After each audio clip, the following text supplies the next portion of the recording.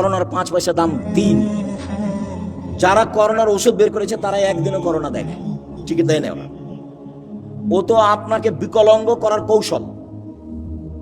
আপনার ছেলে মেয়ে হলে এক নর্মাল হবে, ওটা তো আসলে ও আপনার ফিলিস্তিনের মানুষ মারে, ও আবার আপনার কল্যাণ চাই। মাথায় কি গোবর আছে? ও আপনার কল্যাণ চাইবে কিভাবে? এটা আপনি কি দিয়ে বুঝলেন?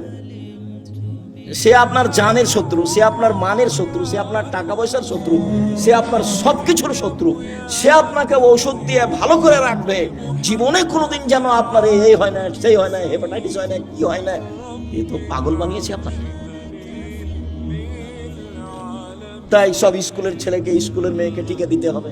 পালাক্রমে এসেছে, কত বুঝাইছে ভালো করে, এটা নিতে হবে, সেটা নিতে হবে, এটা ভালো, সেটা ভালো। কত টাকা বেতন পান আপনি? এত আপনি বলছেন কেন? বল হিসাব।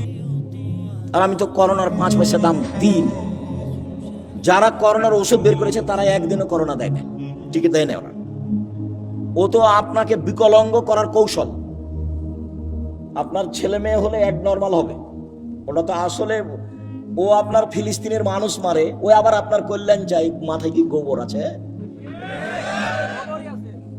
ও আপনার কল্যাণ চাইবে কিভাবে? এটা আপনি কি দিয়ে বুঝলেন? সে আপনার জানের শত্রু, সে আপনার মানের শত্রু, সে আপনার টাকা পয়সার শত্রু, সে আপনার সবকিছুর শত্রু। সে আপনাকে ওষুধ দিয়ে ভালো করে রাখবে, জীবনে কোনোদিন যেন আপনার এই হয় না, সেই হয় না, হেপাটাইটিস হয় না, কি হয় না। এ তো পাগল বানিয়েছে আপনাকে।